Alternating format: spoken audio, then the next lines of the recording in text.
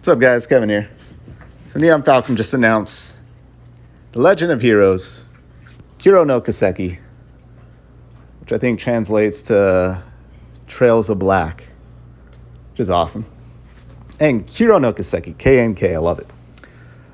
So this is going to be the Calvary arc that we're all expecting. Comes out 2021, but it's probably going to be 2022 for us in the U.S. In other parts in the world, we still need to experience Hajimari no Kiseki. So, but yeah, let's kind of get into this. So, Falcon Day Winter 2020 broadcast. Legend of Heroes Kuro no Kiseki will continue the already extensive series. The developer plans to release it in 2021. So, yeah, probably 2021 Japan. Probably August, September, then we get it a year later, which is fine. Kind of sucks. Like Hajimari no Kiseki, I know there's ways I can play it, but it's just like, it exists. I want it. I want to play it. Yeah, I always look into like translations and spreadsheets. I'm like, nah, I'll just wait. Alongside the Legend of Heroes Kuro no Kiseki announcement, Falcom shared a few details about the upcoming game. This included information about changes that will be made to the combat system, which will add real-time combat. Movement and combat will be seamless. In addition, more active elements will be added to the series. The Tactical Link and Brave Order systems have been removed and will be replaced with an entirely new system. I know a lot of fans have been clamoring for this and need change. I really don't mind the combat system. I'm playing Trails of Cold Steel 4 right now. The thing is with these Trails games, especially the Cold Steel series, they're just so long. And I don't mean that in a bad way. It's just they're so long that I'm like, gosh dang it, I want to know what's going to happen next. And I get halfway through the game. I play it on normal, get halfway through the game. Nice, fun little challenge. And I say, screw it, put it on very easy and rush through it. Just rush through it, which I'm doing right now in Trails of Cold Steel 4. And it still takes forever. These cutscenes are so drawn out, but I do love them so much. Such a great game. So the new combat, I'll be interested to see how that turns out. Hopefully they don't turn into Final Fantasy where it was just once great turn-based combat. Now it's just your ordinary hack and slash type game. Hopefully it's a Yakuza Like a Dragon where they went from a beat 'em up to turn-based and it was amazing. Obviously you can't go turn-based to turn-based, but hopefully it's great like Yakuza 7. And I'm glad to see them do that instead of adding more and more complex systems to the battle system and ends up just completely breaking the game. The game's easily broken if you use magic already, but yeah, good on them for taking a chance. Well, they're 10, 11 games in. As for the scenario, the game will take place in the year 1208. So I think it's, a couple years after at least Trails of Cold Steel 4. I don't know when Hajimari takes place. In the country of Calvary. The scale of the game will be similar to that of the Trails of Cold Steel titles. Oh, boy.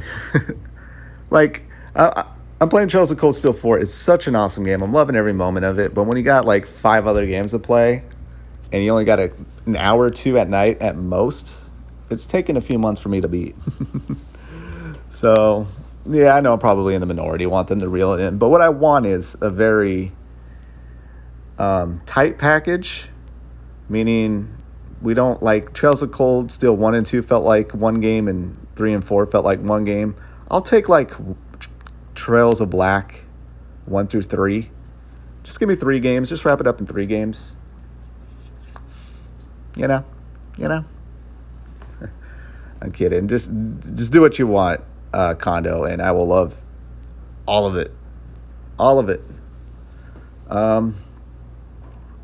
So the majority of characters featured in the installment will be new, so that's good, with a few characters from previous titles appearing. So yeah, I mean, they're doing that already with the Sky games and Crossbow games. Those characters are already popping up, which just, you got to play these games. Play the Trails and the Sky games and the Crossbow games. You must do it. You can get yourself a potato of a PC and they'll run just fine. So I do believe they will eventually come. I know they just got announced for Switch over in like China and Korea or out there. So I'm hoping maybe next year we get an announcement for the Crossbill and Sky Games for the Switch. I feel like it is inevitable, but there's a lot of things I feel like is inevitable in gaming and they just never happen. So anyways, get a PC and get on it. The majority of characters, blah, blah, blah, it is mentioned that the Legend of Heroes, Kuro No Kiseki, will have a proper ending. I don't know what that means. I feel like every game has a proper ending besides the ones that leave you on a cliffhanger. So I don't know if that they're just going to wrap it all up after, 3-4 games? Which, I'm all for that. Then they'll probably just go to create a new world or continent to explore, and then eventually all characters from the Black games, Steel games, Sky games, Crossbow games, someone's going to pop up. They know fanfare is something you can't avoid. So it's a PlayStation 4 game. I'm playing Trails of Cold Steel 4 on PlayStation 5. These games are just kind of timeless in their look. They look fine. They run fine at 60 frames per second. So, but hopefully they do come to PC and Switch.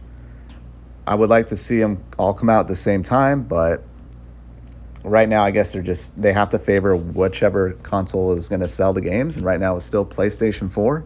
That could change with the Switch. So I don't know how well Trails of Cold Steel 3 did on the Switch, but obviously did well enough that they're still releasing 4 on Switch. I think they're also bringing Trails of Cold Steel 1 and 2 on the Switch as well, which I might play.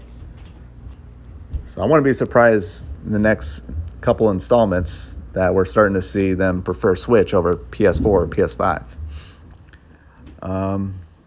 But yeah, they'll go wherever the demand is. But they've been pretty good at getting the games everywhere. As it stands, platforms Neon Falcon will release Kuro No Kiseki are currently undecided.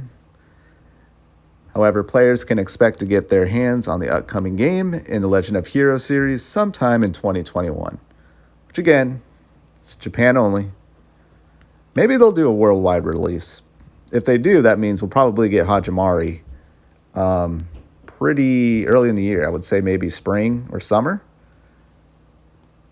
That'd be really nice if they did that. I think they're getting to that point where I think this series might even be more popular in the U.S. and outside of Japan. I don't know how big it is in Japan, but I think eventually Neon Falcon's going to be like, these games are really popular worldwide. We need to start doing worldwide releases.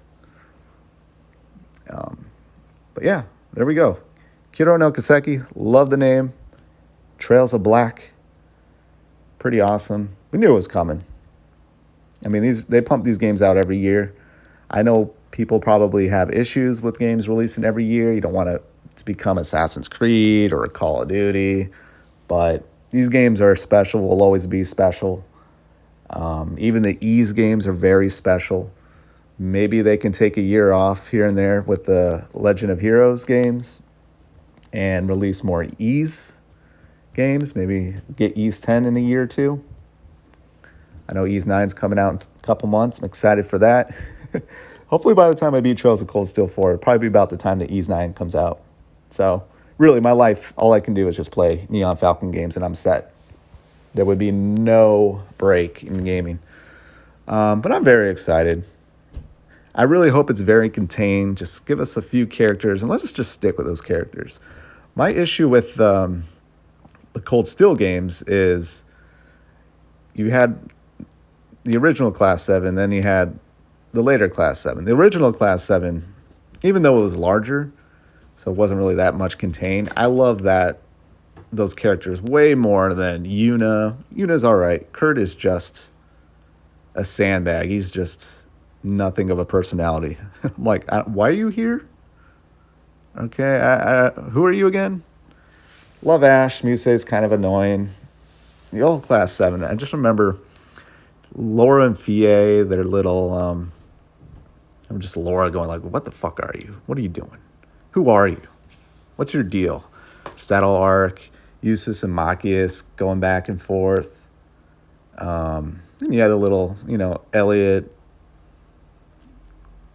them rescuing his sister and his relationship with his dad, Laura's relationship with her dad, Gaius and the Nords, even though Gaius, I think, is probably on par with Kurt. And I love in 3, they just gave him some cool little backstory. Oh, this is what I did in my time off. But even then, he's still just a kind of a boring character. But yeah, I want something more contained. Give me just less characters that I can care about more, who stick together and become very intimate about. Because when the old Class 7 pops up and Trails of Cold Steel 3 and 4, I'm just like, oh yeah, I remember you. And it's just kind of that old friend that pops up that you hang out with every now and then. You're like, yeah, I used to be so close to you. And now it's just, hey, what's up? How's the weather? Good. It's kind of my feeling with old Class 7. And, of course, all the other characters that pop up. That's still going to happen in Trails of Black. That's just what I want. But, again, no matter what they do, whatever direction or how they treat this, I just don't think Neon Falcon can really fuck up. The worst Trails game would probably still be the best Final Fantasy game over these last few entries. So, there you have it. 2022 seems so far away, but if you think about it, the last about year and a half, we've had Trails of Cold Steel 1, 2, 3, 4. Make it 2 years, we'll have Hajimari no Kiseki. So they're pumping these games out. They're doing an awesome job. And yeah, that's it. Well, thank you so much for watching or listening. If you're a Trails fan, please leave a thumbs up. And I will talk to you guys later. Later.